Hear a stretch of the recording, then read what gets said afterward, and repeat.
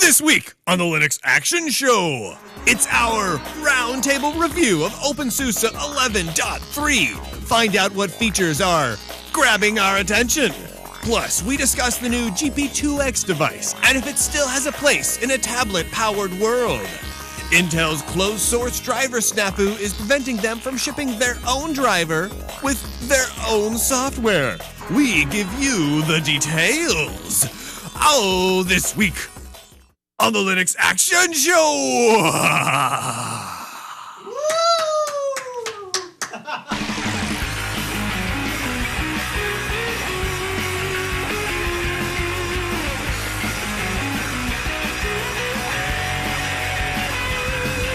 And welcome to the Linux Action Show, Season 12, Episode 9. My name is Brian. With me, Chris. Hey, Brian. The ReadyNAS Ultra 6 runs Linux. Ultra 6? Yeah, now, actually, kind of a funny thing. I've talked about these ReadyNAS units before. We've also talked about the Drobo a lot. But this guy, check this thing out. First of all, you can get it in 4 or 6 bay configurations. You sure can. And it supports streaming directly to your TiVo or any Orb compatible player, so like everything, really. Everything, yeah. So if you have media right on this sucker, it supports streaming to it. It can take 4 drives. You can get a unit that takes 6 drives. This sucker will ship with, are you ready for this? This is the kind of meat they're putting behind these suckers now. All right, tell me about their meat. It's a 1.66 gigahertz Atom processor, and that is so much faster than my netbook. And this is a storage unit. And you can get it in a dual-core configuration if you like. That is ridiculous. It'll come with 1 gigabyte of RAM. It can go up to 12 terabytes of storage if you get really large. 1 gigabyte of RAM? Yeah, but you can swap it out. What in God's name do you need a gig of RAM in a storage unit Comes with dual gigabit Ethernet ports. Oh, I like that. Comes with... there's a lot of other little features, but I'll leave them out. But what it's really meant for is because it supports this live transcoding on the fly, you can have your NAS actually... when you hit play on your device, so it could be your phone, it could be your Wii, it could be your TiVo, it will transcode on the fly on the NAS and send the signal to your... And I don't have to set anything up. Nothing. It just does it. It just does it. It just does it. It just does it. That's pretty cool, right? You're screwing with me right now. That's awesome. It's kind of expensive. The base unit is 600 bones. But you think about it like this. This is basically, at this point, doing everything an actual home server would do for you without actually having to run an operating system. Well, you're running an operating system. You're running Linux. Running Linux, but I mean, you're not having to really, install it. No, it's like when you buy a TiVo. You don't have to set up Samba. It's like a Linux appliance. Yeah, you buy a TiVo. You're running a Windows home, or not a Windows home server. You're running a home media server or home media system with Linux. You just don't know it. We should say Brian's a little groggy because he's got allergies from. No, it's so much more than allergies. From like the dark area where allergies come from. Like this last week, I had a cold. I'm not gonna lie to you, Chris. It was a cold. It was a cold, and it knocked me on my patootie. Yeah, my patootie was sore from how much knocking there was going on, and I got better. Right? Yeah, sure. And then allergies kicked in.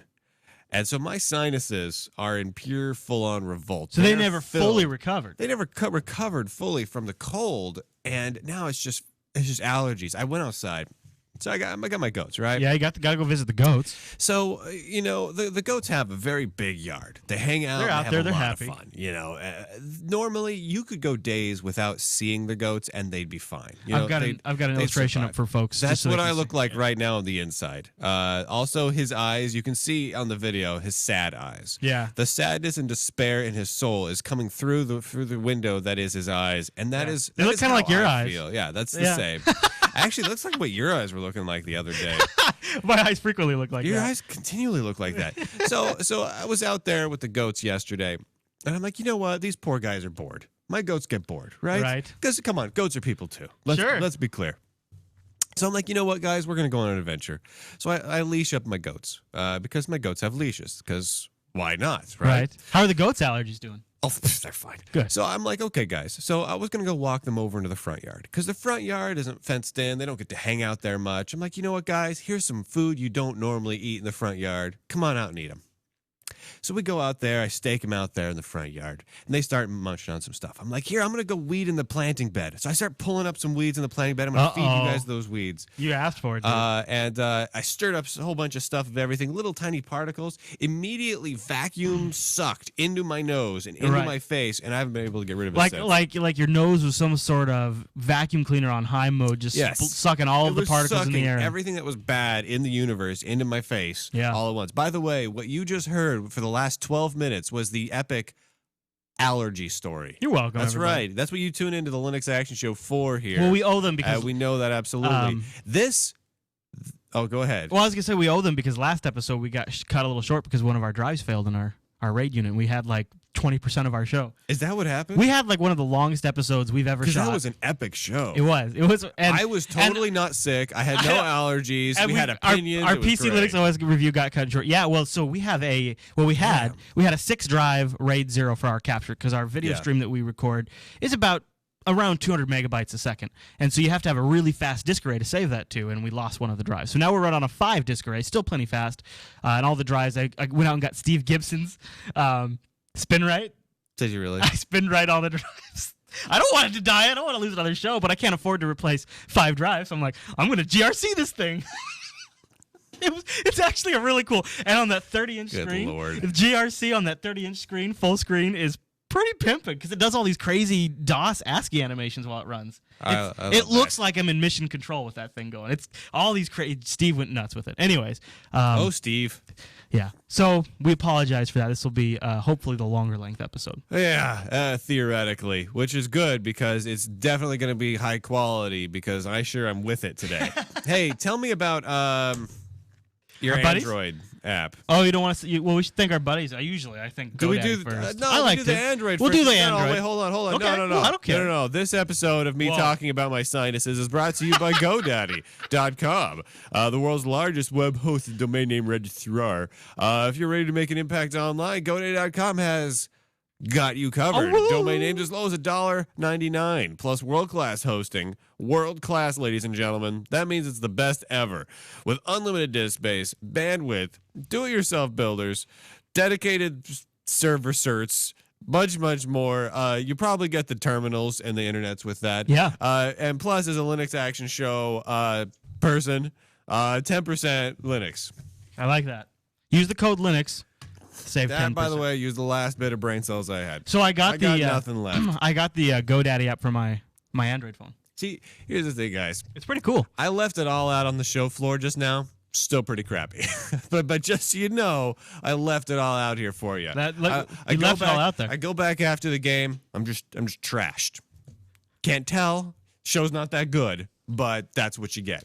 I bought their app, and I actually on the other day I had a moment. Where I was like, I want that domain. Checked it right there. I got it on the Android app. It's pretty slick. That's kind of cool. It's definitely the easiest way to buy domains. It's pretty crazy. Speaking of Android apps, I've got two apps for everybody this week.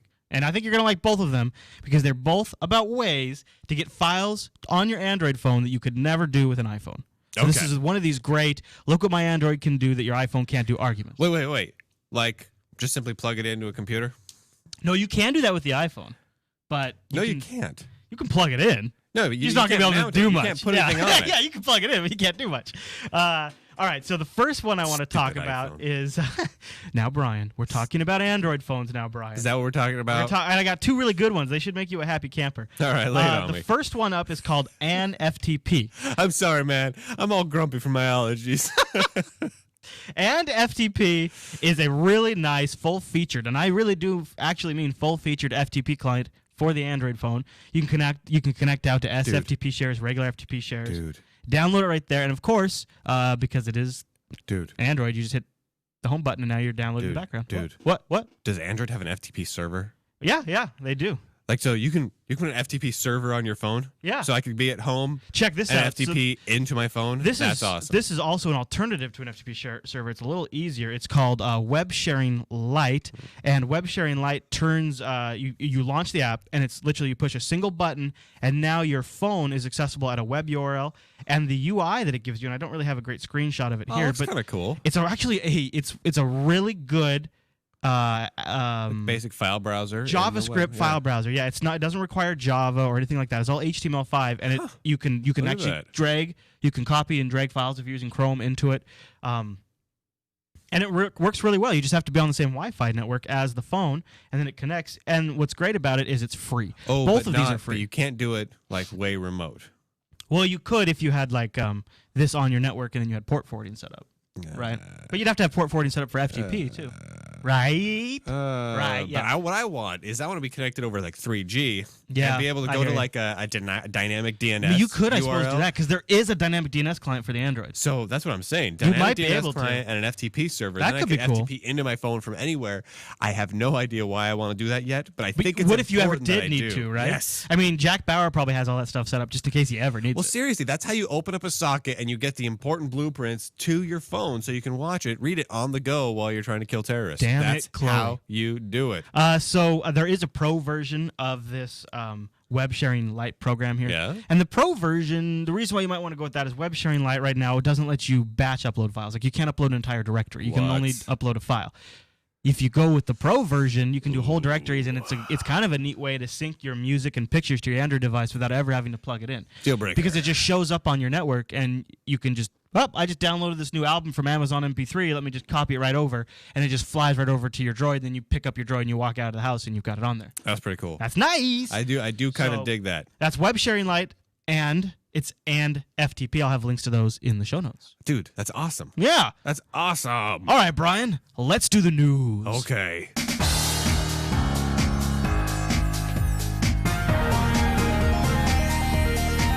What's new in the news this week? All right, Brian.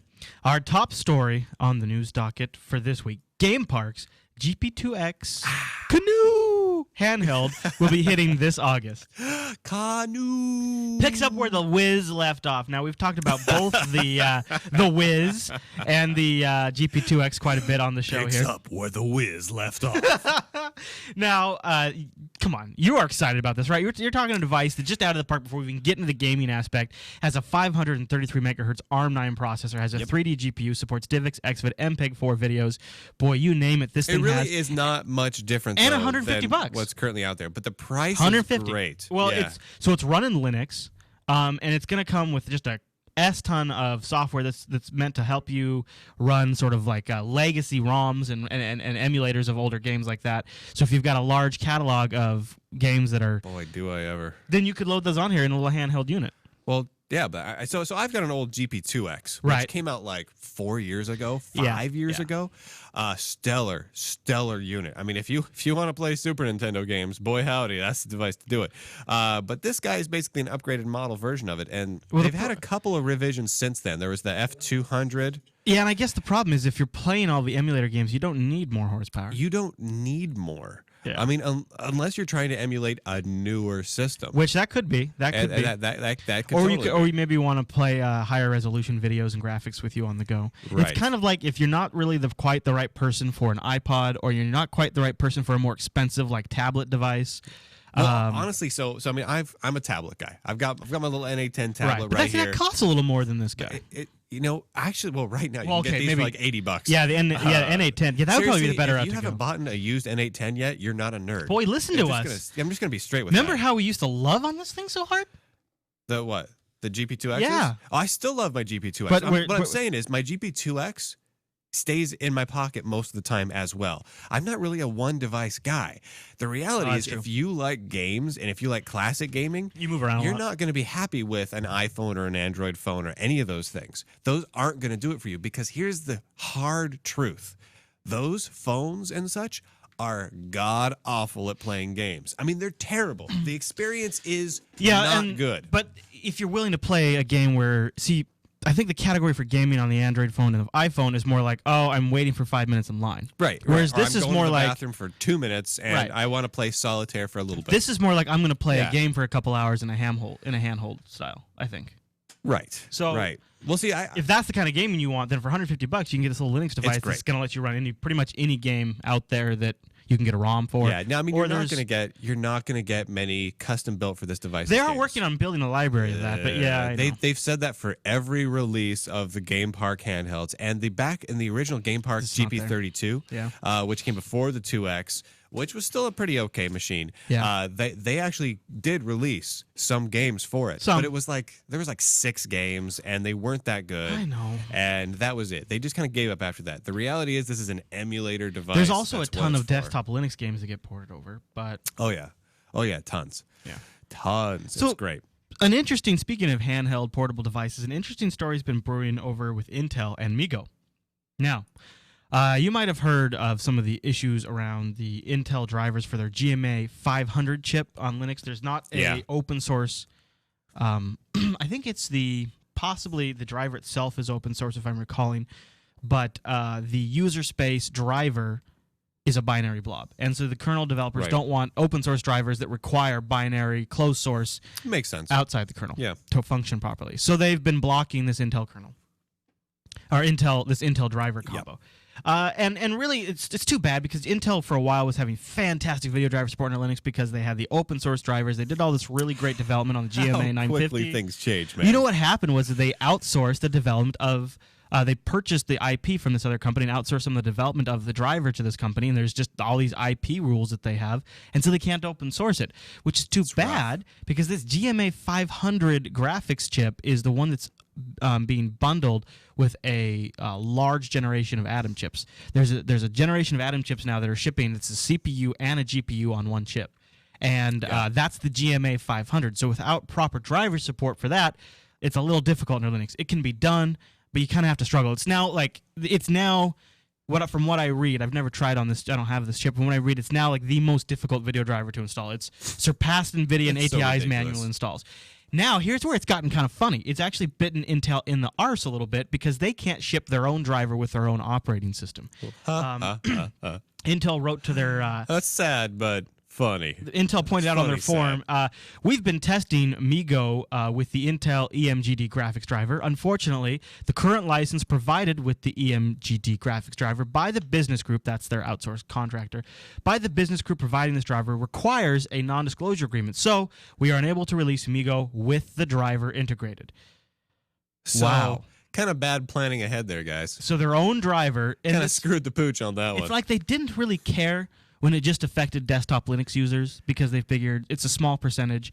Who cares if they can't run it? And so they just did it. But here's the thing. But then when they need to go ship their own, product, oh, guess what? All of a sudden, all that stuff actually matters all of a sudden. But for the exact reason the open source community it's not like wants to prevent it. No. It's so much worse than that. It is complete and utter incompetence on the part of management, because they had Moblin, they had Linux-based initiatives in-house before MeeGo ever even was a name. I know. Does this not feel like this is a 2001 problem? That meant they were looking around. They said, okay, we don't know what we have within our own company, so let's do something that will totally screw over other arms of the company and totally screw up. It's management not having a clue what to they do. Did, they totally screwed up. What they did, and Gray Fade in the chat room is pointing this out, is because they just went out and licensed the technology instead of building in-house, which would be obviously extremely, extremely expensive. But see, they'd already done it.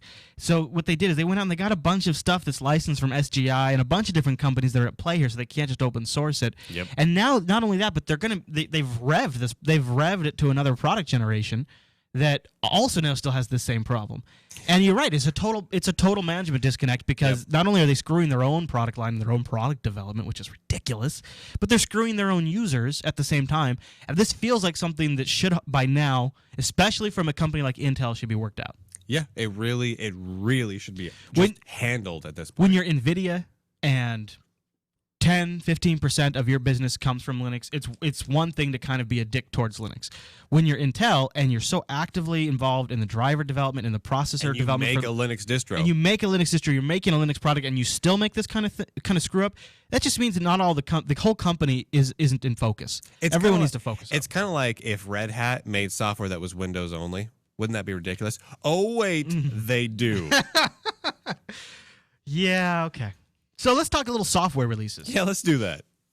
Wine 1.2 is officially released. I try to skip some of these Wine releases because these guys are machines. They crank them out. They come out like all nobody's the time. business, yeah. But this is 1.2. This is a big I release. like this one, dude. Yeah. So over 23,000 changes, including 3,000 bug fixes, a better XDG support. I don't even know what that is. But I do know what what was it? XDG support? XDG? Yeah. I have no idea what that is. But it does have better sub-pixel I hinting. should know. So if you have...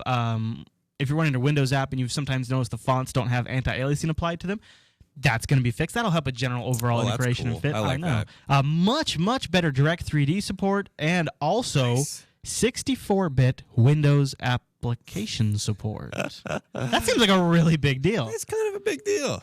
I mean, it's probably not going to affect most people right off the bat because, come on, most of you are just using this so you can play World of Warcraft or whatever in Linux. That's true.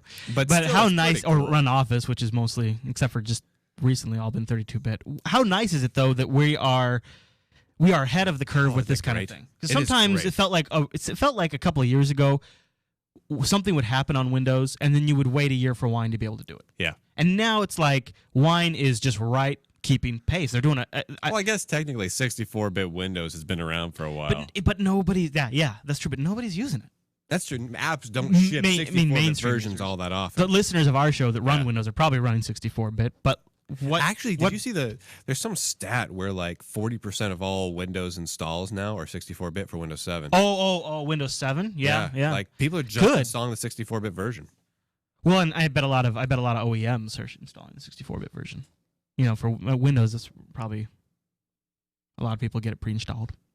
You know, that's a great point, Chris. Because they don't really. A lot of people don't get their new machine home and format it and put the 64-bit version on. It's like this whole concept that Windows users aren't even familiar with the idea. It's this weird thing. Like we have this whole hang up as Linux users about the installation process, right? Well, yeah. Well, you get a new computer, assuming you didn't build it yourself. Which, no, if I'm it's telling a desktop. Brian, right get ready there. for this. But you bring it home and you wipe it out. You just wipe it out because you're going to need to repartition it. You can't live with one partition. No, I'm telling you, man. Most people, they don't even build their own computer. I don't. It's true. What? I know. I mean, okay. Well, you mean netbooks? They don't build their own netbooks. No, sure, because that's complicated. Brian, you have molding you have to do. I'm talking their desktops. What do you mean? All right, we'll have to move on because I don't think I'm going to be able to explain it in an hour show. Okay. So that's Wine 1.2 with 64-bit support. Good job, guys. Good job on you. You know what's great? I love the fact that, like 4 years ago, Wine was great and it worked. Mm-hmm. I accidentally touched your arm there. It made me feel weird. You're welcome. I'm going to move my hand further to the right now. Okay. So I you don't have to. What's up? Wow. Wow. We call it the Linux Action Show, Brian. We do, don't we? Yeah. All right, what were we going to say? I don't remember now. It's kind of gone. Wait. It's wine-based. Here we go. As the fact that the wine application compatibility has been growing by so much that, like, there's very few things I can't run anymore. And that absolutely blows my mind that I can run. So I have a couple of games at home. Mm-hmm. A couple of Windows-based games like Sid Meier's Railroads and a couple other games. I can't run it on Windows 7. I can't run it on Windows Vista. Run at all? They either don't run at all or they crash almost immediately. They run great under Wine. Really? And they're modern games. That's cool. I find that amazing that I can play modern games under Wine, at least in my case, and so Wine's much rocking, better than under Windows. And that's just ridiculous. When Star Trek Online came out, I thought, oh man, this is gonna be one of these deals where it's months before I'm gonna be able to play it under Linux. Oh yeah. That version of Wine, when Star Trek Online shipped, it had early support, and within one rev, it was working. They were working great. It took like a month. It still has some weird issues. A little mousy some issues. Some font issues and whatnot here and there. But overall, maybe the fonts will be better now in 1.2. Yeah, maybe. All right, well, let's give a little shout out to the Parted Magic guys. This is just an awesome system utility. Oh yeah. And if you also check out Gparted. This is a great tool to go get if you have to support Windows users. And it's being bundled with a live CD that's just fantastic, which also supports some offline CLAM AV scanning. So if you've got maybe a Windows user who got a virus infection, they need some repartitioning done before they reinstall their operating system, something like that. We'll have a link in the show notes. Go check it out. And then the last story for today is another software news update, but I think maybe the link died on me. No. All right, here it goes. Good, because I really want to talk about this. PitiVi. Remember PitiVi? I do. I've heard of it before. They're sort of my current up-and-coming favorite Linux editor that I'm not yet using, but I'm watching closely. Editor. They've done really great with it over the last couple of months. They've gotten the ability for some effects, and they've gotten some neat effects. They're working pretty good with a new UI tweaking too. If you have not been watching PitiVi, great. You got to go check it out. It's looking. You can get packages for pretty much any distribution. But they've got this nice new effects UI. I think the list is about 15, 20 different effects you can apply. Yep. And they work great. With a couple of caveats, but overall, it's working great, and it's so very close to being all I need. So close, not quite, but so close, and that's impressive. It's really cool. So you can go check out their blog. I'll have and a link to it in the show it's been looking better and better too. Yep. The UI is looking slick. They're probably getting really close for last. They're probably getting really, really, really close for me editing this last. Close. Not quite, but so close. Now what I need... if you're running one of the current distros that have PitiVi installed, do yourself a favor and go grab the latest and install over that, because the progress they've made in the last 3 months alone is earth-shattering. So it's what you've got. Like if you have Ubuntu 10.04, it's kind of cool, but you're not going to use it. Yeah. You know, it doesn't have the effects. It's missing a lot of features. It's cool. It's more like a great example of what it could be. It's the early shell almost. Yeah, it's even progressed since Ubuntu came out. The current one, go grab the latest. It's great. I think now I could probably edit last with this. It's what I'm now more waiting for is once I get it out, I need some really good encoders. Yeah. So I got to look into that. If anybody knows some good commercial coders, maybe I'll even look at if there's somebody who has a good recommendation, let us know. All right, Brian. Well, that's all the news. That's it? For this week. That's all we got. For this week. This week. That's all of it. Nice. For this week. Great. This week. Today. On Sunday. You just want to make sure you have the last word. No, I just want to see how long I can keep you going. Sweet.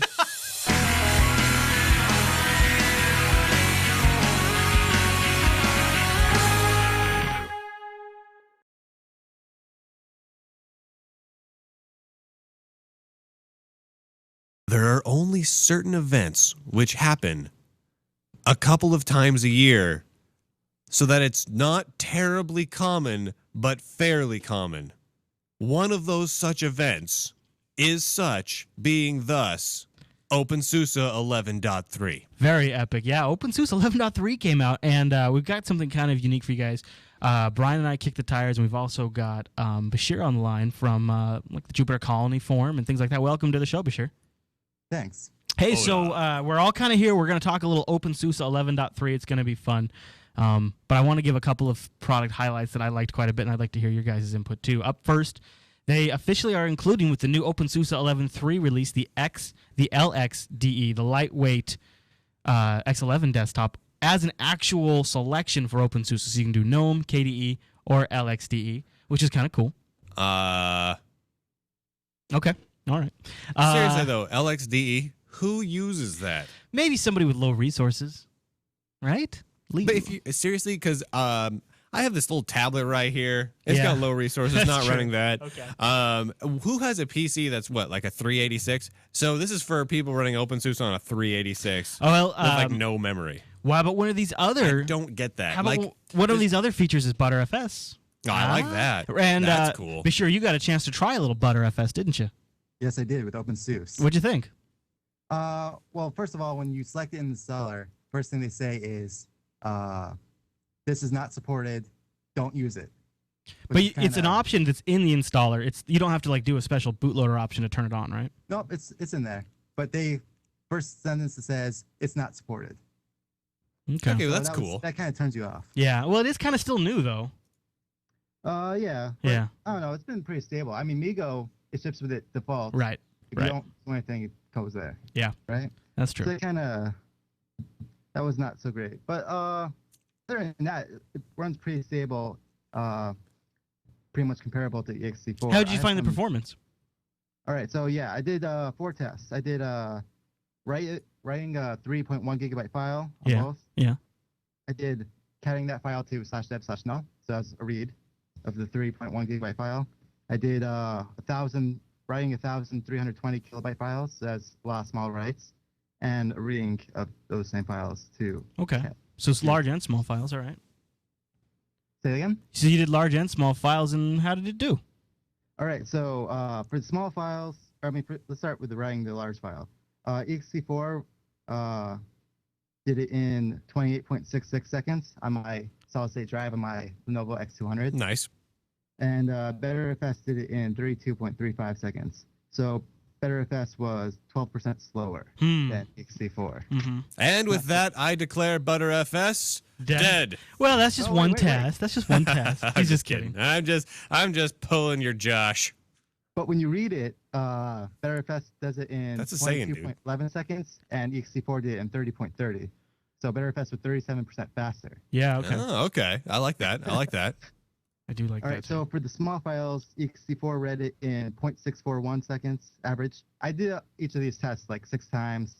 Good man. Average, so it's kind of Sweet. So you completely wore out your solid state drive for us. I appreciate that. Yeah, so reading the ext4, the small files, or writing the ext4 small files took 0.641 seconds on ext4. It took 0.712 seconds on BtrFS. Okay. So BtrFS was 11% slower, so that was pretty much consistent. BtrFS looks about 10% slower for writes. Yeah. ext4. And then this last one, some people are not going to be happy about. Reading the 320 kilobyte files, BtrFS was 1.5% faster. But some people will look at that and say it's kind of weird. But I think the overhead of piping it to /dev/null 1,000 files might overshoot the speed enhancement, because reading a lot of files should be the same as reading a large file, because it's a solid-state drive and there's no seek time. Right. So I think the overhead of piping is the reason for that. But overall, you see, for my tests on this kernel, one of the troops with openSUSE, BtrFS was a good percent faster on reads and slower on writes. So I guess what, on an operating system, on your average desktop usage, you're probably on average doing more reads than you are writes, right? For sure. Yeah, I would assume that. Unless you're thinking maybe log files and stuff. So, do we have any idea like why this is? I mean, is this a unique to openSUSE problem here? Well, I don't think so. I've been hearing other reports that sometimes the writes are a little slower with BtrFS. So I think maybe it's a BtrFS thing right now, and it could be an early implementation thing too. Yeah, right? I mean we are kind of early on, but still. Yeah. Well, you also get, I mean, for that performance overhead, you also get, the ability for snapshotting, for volume management. I mean, That's you get true. The feature set is just It's so an awesome set of features. Yeah, it's so much richer. Supposedly, BtrFS should spread over an SSD better than the ext4. Oh, okay. Yeah. So that might be.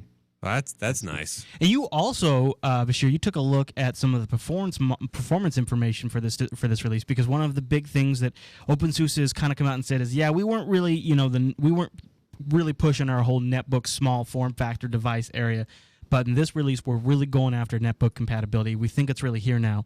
I know both you guys had the most experience with netbooks. Mine was, I did not run this on a netbook at all. So what do you guys think? Bashir, power-wise, what did you see? Well, I used a Lenovo X200, which is not actually a netbook. Oh, okay. It's, ultra portable. Right. But, It's a nice laptop. Yeah. It is a nice laptop. I've enjoyed it. So I'm moving from Arch, which was, I still have it on a separate SSD. So the power differences might be slightly skewed because they're different drives, but they're both SSD. They're both uber fast. Yeah. On Arch, with Wi-Fi on and doing power top recommendations, I got 9.4 watts and 44 wakes per second. So that was as slow as I could get it, brightness all the way down. So that's on openSUSE. Your overall system was drawing 9.4. Oh, on Arch. Oh, okay. On openSUSE with Wi-Fi and Wi-Fi on, brightness down, got 7.6 watts. Nice. 50-70. Whoa. That's a nice improvement. Yeah, When that was pretty nice. That stuff really matters too. So, geez, why do you look at it? Must have been the kernel version, right? I think you just saved the planet right there. I have no explanation of why that happened. I should probably say that with openSUSE I was using KDE and Arch I was using GNOME. Did you have Compiz on under GNOME? No, didn't have Compiz on either.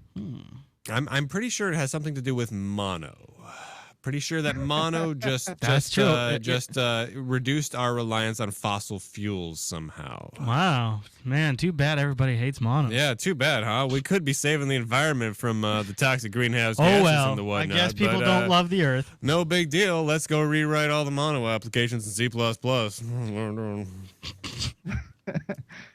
What else did you come across, Bashir, in your testing? So when I turned Wi-Fi off, you got similar results. What do you think of the performance differences between Arch and openSUSE? Was there anything that you were able to notice or measure? They both feel pretty snappy. One thing that's considerable difference is openSUSE was way cooler as in temperature. Like Arch, you ran it for like 5 minutes, it got pretty toasty. But that was the same for every distribution I tried on that laptop before that. Interesting. Before that, I did Fedora, I did openSUSE had the best thermals? Yeah. And pulled less power. Because I would think that it would be getting better thermals by running the fans more, which would draw more power. Oh, they both run the fans all the time. Oh, okay. Okay. Okay. Huh. I installed Windows on there and similar power as openSUSE, but way hotter and also ran fans all the time. So openSUSE is doing something right. I don't know what they're doing. That's cool. I have to investigate that more. What do you think, Brian?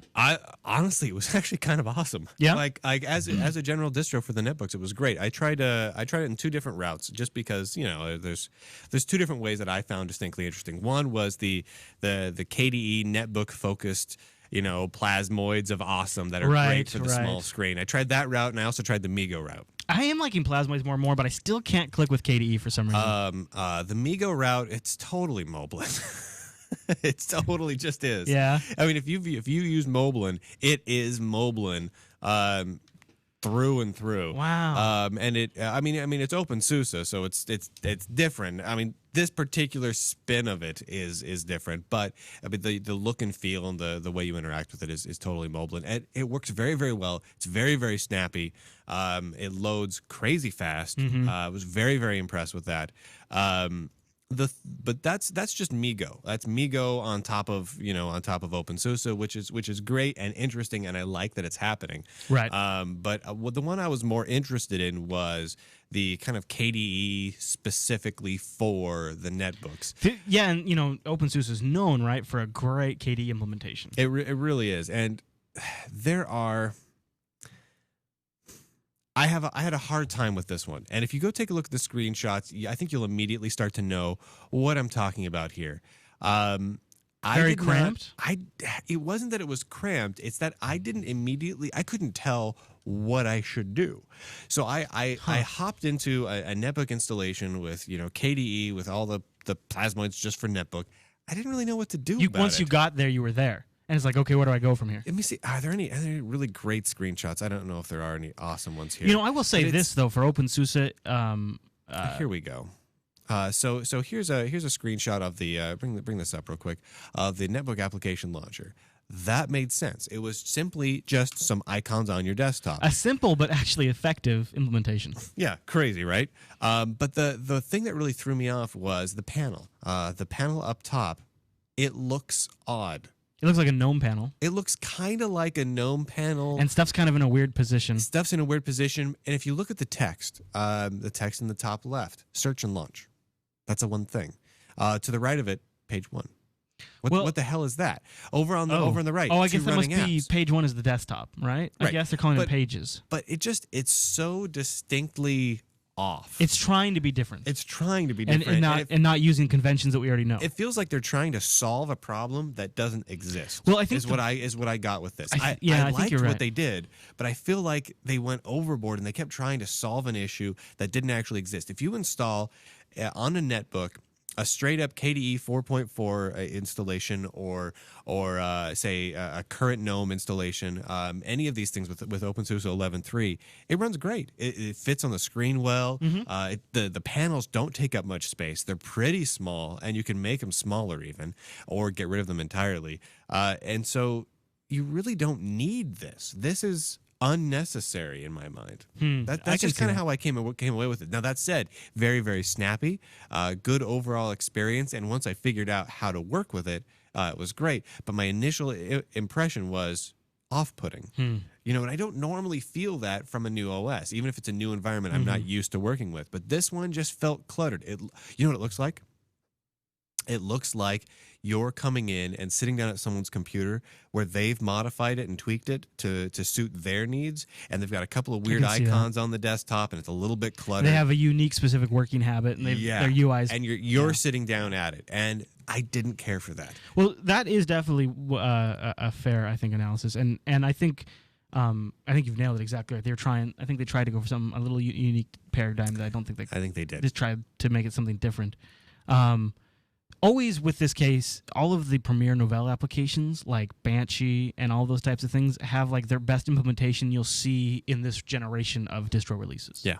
And to that end, I was able to plug my Droid in, and Banshee recognized it as a device it could manage. Bashir, did you try anything with any of the built-in media applications?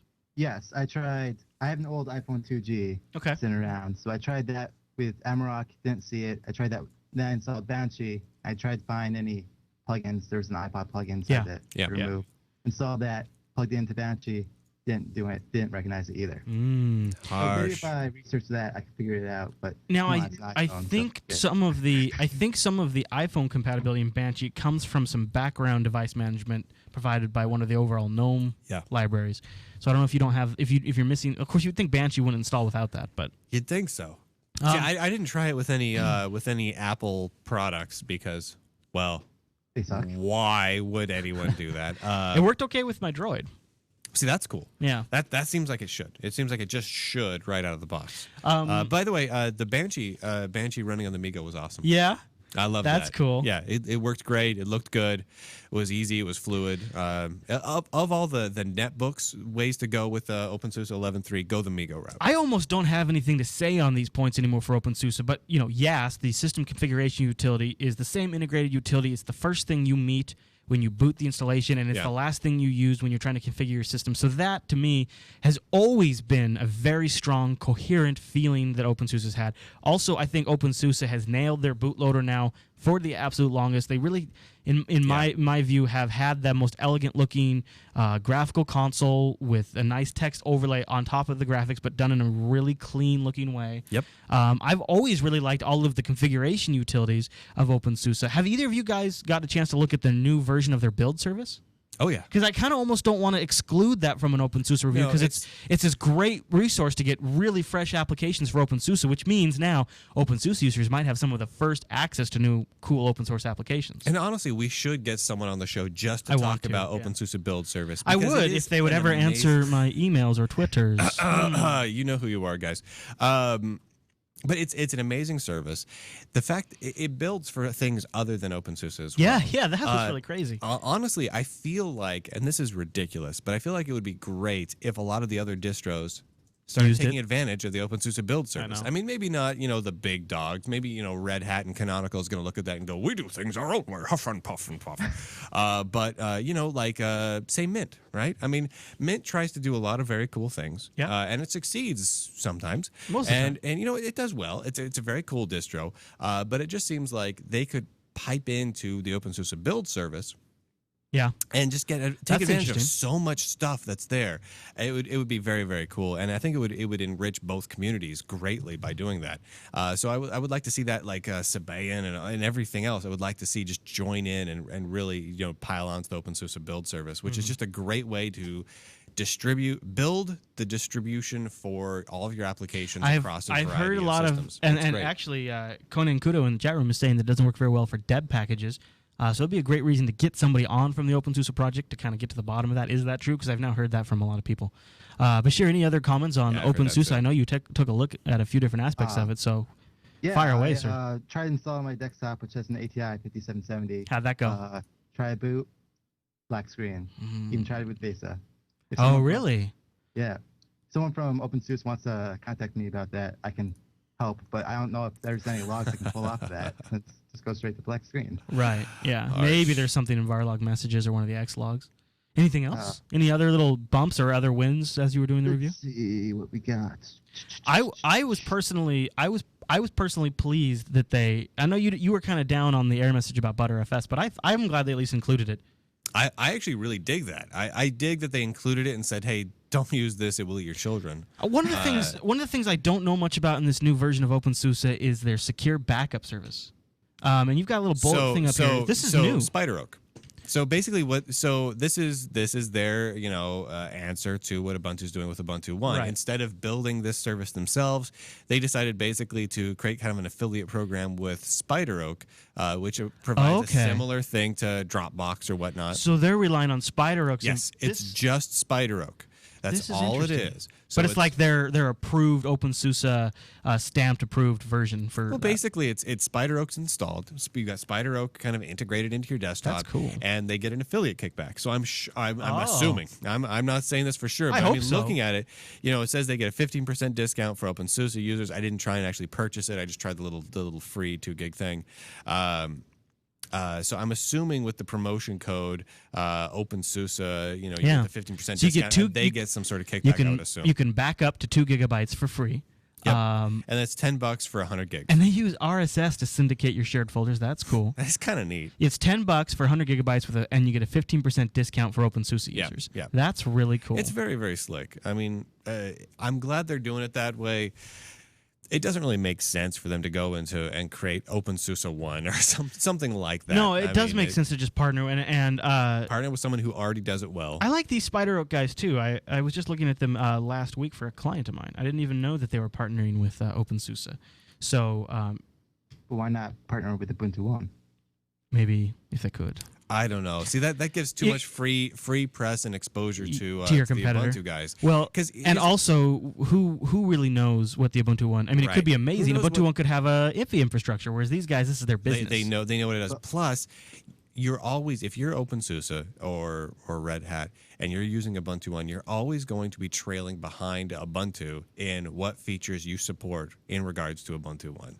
They've got the Ubuntu One music store. The App Store should be coming in version 10.10 of Ubuntu. Did you see they just did plugins? Constantly going to be right behind it. So, you don't want to be known as the red-headed stepchild of Ubuntu One. And they might have got you want to be your own thing. They might have got a better deal. Yeah. And so, Bashir, before we wrap up the review on openSUSE, was there any other points you wanted to touch on? No, that's pretty much it. It's been I'm really happy with it on my laptop. On my desktop, I'll probably just go back to Arch. I don't know. I was starting to say earlier for my review, I thought I just cannot click with KDE for some reason. So first my review, in fact, I think I even made a quick mention of it last week. My review was trending a little negative. Yeah. I switched over to GNOME, and I think this just for my brain, it works better. And I really felt like GNOME wasn't a second-class desktop, but I felt like it was a first-class desktop, which people always worried about. But I really felt like both desktops got a lot of attention, and part of that comes from some of the good apps that they include, like Banshee and the support for the mono applications that I do use. So I'm really, really, really pleased. And what I think I'm going to do is I might hang here for a bit depending on the build service. I'm going to watch what the build service does, and if I find, for purposes of this show, if I can get my hands on the latest open source software a little bit faster, nice. Then that gives me an advantage for reviewing on the show. Gives you the edge. It does, so I might just end up sticking with it for that. So what about you guys? Now, last week you were talking about PC Linux OS. I think I'm going to do both. I'm going to switch to that. PC Linux also has a really good package repo, and right now that's what's important to me. So I'm running them. I'm going to run them both and see with the build service versus PC Linux's repo, see which one solves my needs better. That's fair. I have to say that Arch's AUR, Arch user repository, is way better than openSUSE. Yeah, well, and Arch. Yeah, and because of Arch's very nature, probably has more current packages. But the build service, I like the idea with the build service. It's just a package I can download. That is nice. It's very nice. For me, I'm looking at this. Most of my machines at home are all Ubuntu. I mean, I'm not gonna lie. I'm not an Ubuntu fanboy by any stretch, but it's a system that works for you. But it's a system that works, and it works pretty well. That said, at least one of my machines is probably going to stay openSUSE 11.3 after I think that's what I'm at too. Because it's nice, it's quality, it's fast, it works very, very well. It's fast. I tried putting PC Linux OS on my MacBook Pro, and there was no love for it. So I haven't tried openSUSE yet, but I was waiting to kind of see what my walkaway impression was and what you guys thought. And I think we're all kind of on the same page here. And so I think I'm going to go ahead and give it a try and put it on the MacBook Pro and see how that works. You know what really actually kind of concerns me? It's my work machine, so I might get in trouble. What's that? So PC Linux OS. Obviously, the release is great. The last release of it is excellent. The current release of Mandriva is pretty darn good too. openSUSE 11.3 is great. The current Ubuntu is great. Fedora got a little catching up to do. But overall, there's a lot of great distros where in my mind, you can jump between them kind of freely. It almost seems like the desire to use one over another is coming down to a branding thing. It's like we are, instead of being Linux users, we're becoming more openSUSE or Ubuntu fanboys. And I think it's going to make I agree. And what I think is going to make the differentiation is going to be the third-party services. openSUSE is going to have the build service, and they're going to expand the secure backup service. Yep. Ubuntu is going to come with Ubuntu One and their software store, and they're going to take these different services, and that's going to be, I think, down the road, the differentiator. What makes and it we're seeing the beginning groundworks of that. Yeah, and you're totally right. And Red Hat has Windows applications that you can install. They have the Red Hat that don't run on Linux. Well, Fedora's got Fedora will come up. Fedora will come up. Well, Fedora will come up with an integrated service that they can use. They will? Well, here's how Fedora will work. All of these services are going to be built into Ubuntu and built into Mandriva and built into openSUSE, are all going to run on Fedora on the back end. They're all going to be Fedora servers. So that's how Fedora will be involved. No, dude. I kid. Dude, come on. SLES and Ubuntu server. Conan Kudo says I'm playing. Just so people know out there, I'm teasing about Fedora. I'm not. This is ridiculous. openSUSE, awesome. Ubuntu, awesome. PC Linux OS, Mandriva, all these systems are just rocking full bore. Arch looks cool and it does its thing. Like everyone, Mint, it's got these cool things going on. Everyone's got these cool things going on. They're very Linuxy. And then Conan Fedora, Kudo in the chat room says Fedora is working on something like that. I don't believe it. I don't believe it at this point because honestly, Red Hat still has Windows-only applications. Fedora hosted is what he called it. You can't give Fedora a bad time because Red Hat includes a Windows management tool. No, but they have a couple of different applications that only run on Windows. Yeah, I know, but that's not Fedora's problem. Totally is Fedora's problem. No. That's like saying Canonical makes their living off of Windows management tools, but it's not Ubuntu's problem. It totally is. It's the same thing. They're like one and the same. It's like saying if Novell made a deal with Apple to ship iPods with Novell logos on them, that all of a sudden openSUSE is ruined. There's the difference, though. Red Hat came out and said, damn Windows and Microsoft, we are Linux, la la la, and then they make their living off of Windows software. Yeah. Novell came out and said, we make business software. They didn't come out and say we are the only thing in the world that's just Linux. They just happen to make they're a business software company, a great Linux distro. They don't make it themselves, but that is a fundamentally different approach. That's a big difference. Yeah. So, but like if Canonical's all about Linux essentially. Essentially, basically, kind of. But Red Hat is they come out and they attack. No, their Microsoft, whole product approach is Linux, and they have Windows. I'm sorry, before we wrap, just so that way I don't get my butt burned too much. It's called Fedora Hosted, and it is essentially an openSUSE build service. But it doesn't look like maybe it's as far as long as openSUSE build service. And as far as I can tell, it doesn't do anything. And the key thing is going to be I don't believe it. It's going to be integration with the desktop because I think all of the premier distributions are going to start integrating these third-party services, and then all of the secondary tier distros will begin doing so, and so on and so forth. So we'll see. You know what? Maybe I'm being too hard on the Fedora guys. Right. Fedora guys, if I'm wrong and Fedora Hosted is really far along and awesome, drop us an email, come on the show next week or whatever. Let's talk about it. Let's talk about what's cool about it. And if anyone from Red Hat would like to talk to me about why they aren't going to be doing Windows applications only anymore, feel free to come on the show and we will talk about how Red Hat will not be running any Windows only applications anymore. If, however, I don't think they're going to do that. write on both of those accounts, don't come on the show next week. Or do and just say, yeah, Brian, you were right, because you do love that. You come on the show and tell me I'm right. You do love a good Brian, you're right. So. If I'm right, but I'm wrong, like I'm right, like the things I'm saying are right, but it doesn't matter because of some other reason, you can come on the show and say that too. You'll be wrong immediately, right? If you do that, that's the advantage of having your own podcast, really, dude. It's kind of built in. You're always right. I gotta say, you know what Red Hat should do? They should start a podcast with awesome people, and be like super mega famous with like billions of people listening, right? And then it'll be fine. Then they could tell people that Windows is great, but Windows is evil.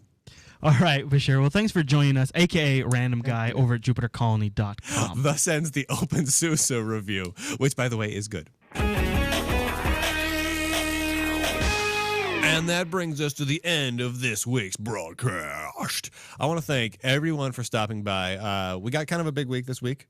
We got a new show starting tomorrow. Yeah. You ready for that? Are you excited? Absolutely. Yeah, buddy. Ready as can be. Brian Lunduke's Jupiter Files starts at 7 a.m. Pacific time tomorrow. That's Monday 7 or morning. 7:30? 7. Oh, wow. Okay. Man, that's okay with you? Well, that's fine by me. That's fine. I'll be up. I'll be watching. I'm up at like 4. I know. You are up crazy early. So it's up. That's a very difficult show to explain. It's a very difficult show to explain. People I gotta should be tune honest in. with They you. should tune in. We'll be streaming it live every day of the week, Monday through Friday, 7 a.m. in the morning, right here at jupiterbroadcasting.com/live.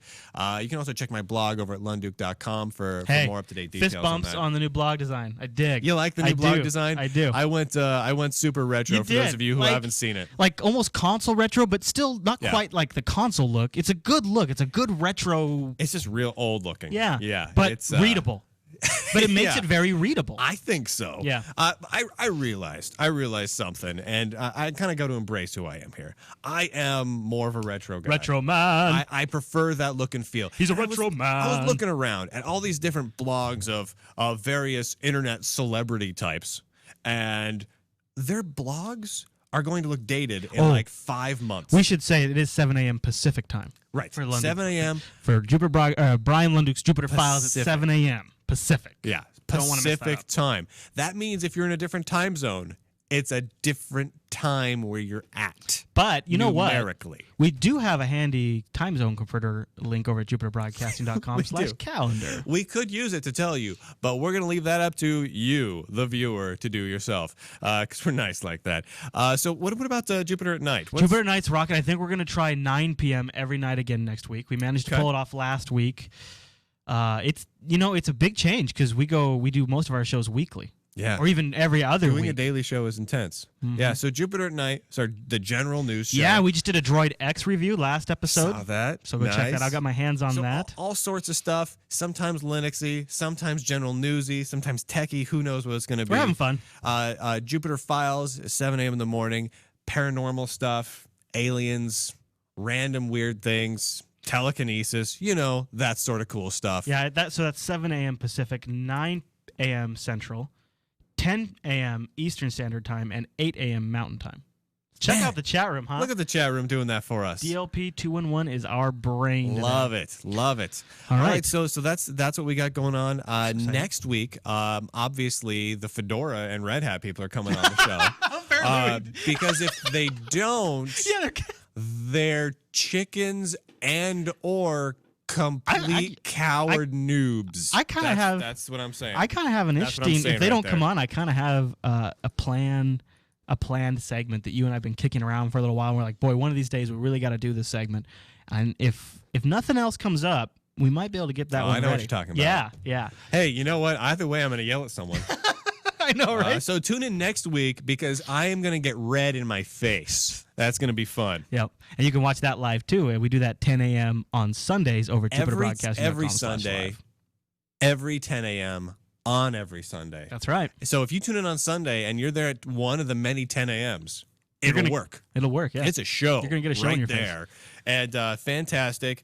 Plus, that's the only way you get the behind-the-scenes stuff. We were chatting. Who knows what we were talking about? Yeah. We could have been talking about the most amazing stuff in the world while we weren't recording here. Sometimes and you don't know unless you're watching it live. Well, and sometimes last week we had a drive fail on us, and so we ended up having these sections in the episode where our video was, or our audio video was, yeah, Brian, I really think that, and it was just that for like 5 minutes. So I cut around that. But if you watch the live version, you got to see the full unedited edition. It was a good review too. Yeah. Oh man. I know. Good times. Anyway, that's all I've got for this week. Head over to JupiterColony.com for the forum, Facebook.com/JupiterBroadcasting for the Facebook. Well, that's where we announce the live stuff. There's a Facebook movie coming out, so we're like on the movie practically. Yeah.